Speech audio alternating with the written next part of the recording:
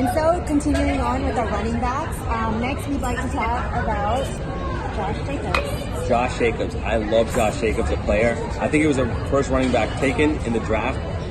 John Gruden, for those fantasy players who played in past years, you all might remember Charlie Garner or anyone who played with John Gruden, such as Rich Gannon, and we'll get to that with quarterbacks. But Josh Jacobs can do it all: run, catch passes. The only concern with him is they have a tough schedule, and with the helmet gate with the guy Antonio Brown, that lunatic. The problem with that is if he's gone, how much are they going to rely on Josh Jacobs, and will teams key in on him? But the talent's there, the system's there for him to be really good this year. So that's a guy I'm watching. Wow, an Oakland player. Yes, an Oakland player where people go and craziness just occurs. And then we're gonna, I think, a guy, since you got your Derrick Henry love across, a guy. Gotta get a Colt. Well, exactly. And we gotta get a guy. The Colts offense reminds me of the old days with Peyton, the studs that he had on offense, and Edgerrin James. A guy that I think can approach those Edgerrin James numbers is Marlon Mack. As long as he stays healthy, they're gonna have a great schedule this year. They're gonna play a lot of good offenses, meaning they might have to score a lot. And Marlon Mack can catch, can run through the tackle. So I think he is going to step into the elite running back levels fantasy-wise this year. So I'm high on him. All right. Next, we want to talk about Nick Chubb from the Browns.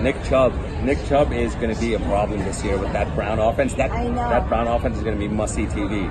Yeah, and last year we had him on our team, and he had some issues with catching passes, but I hear he's really been practicing and improving on that. And like we said earlier, it's those dual threat running backs are very important. And I think in the Nick PPR Chubb, leagues, yeah, and I think that Nick Chubb could be one of those dual threats. Right, and in addition, even if you're not in a PPR league, those guys that are catching passes and rushing, they're still going to give you yardage totals, which also may lead to touchdowns. And having a high-powered offense like the Browns, you want to get running backs on those teams because you got shots for touchdowns. And who they give it to, he's a 3-down back there.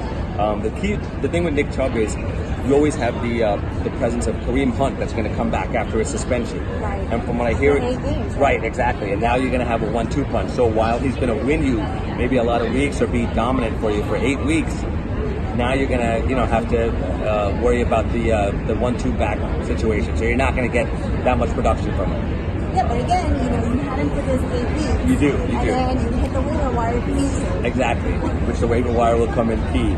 Another guy I love is, in Detroit, Carryon Johnson. I think he loves his new offensive coordinator, which is Darrell Bevel, who comes over from Seattle. Was very key in Marshawn Lynch and his big years. So Carryon Johnson has been speaking and raving about him, that he feels he's going to be very productive in that offense. And Detroit has changed their game also. They're now going to be a run-based team. So I believe he runs like zone deep offenses, which are key for running backs. So I would watch out for Carryon Johnson, who I'm high on this year. All right. And then we have some guys in Chicago that I like. I know Tariq Cohen is a popular name, but I think there's going to be a new bell cow, David Montgomery. I mean, if you watch him, his idol was Walter Payton. So, and he gets to play in the same town, same city as his idol. I think he's going to be a stud. And remember, the coach Matt Nagy was the former offensive coordinator for Kareem's Hunt success, and the whole thing with David Montgomery is his game is very similar to Kareem Hunt. Hopefully he doesn't kick women in the offseason. As long as he doesn't do that, you should be okay on the fantasy field, giving you production. And then we have a Patriot, Sony Michel. Yeah, I think we're both not fans of the Patriots, but and the problem, Sony Michel, they drafted him in the first round, so you figure they're going to use him as long as he's healthy. He's the most talented back on that team. The problem is Bill Belichick. They're a chameleon every week. So every week you don't know who the back is going to be, whether it's him, whether it's James White, whether it's whoever's going to be. Exactly.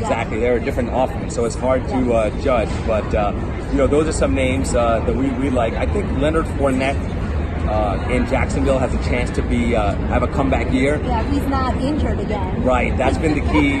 They said that he's going to be a big part of their offense. They have him catching a lot of passes.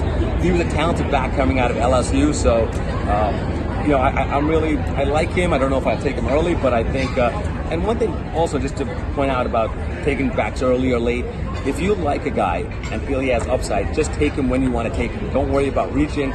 You want to win your league. You would rather get a guy around early than around late. So, make sure you focus. Don't worry about ADP and, look at average draft position, but don't be a nerd, man. Just pick whoever the guy you want. It's all about, like the Raiders say, just win, baby. All right? Is that what they said? Well, Al Davis used to say before he died. Oh, I think he was winning too hard. Oh.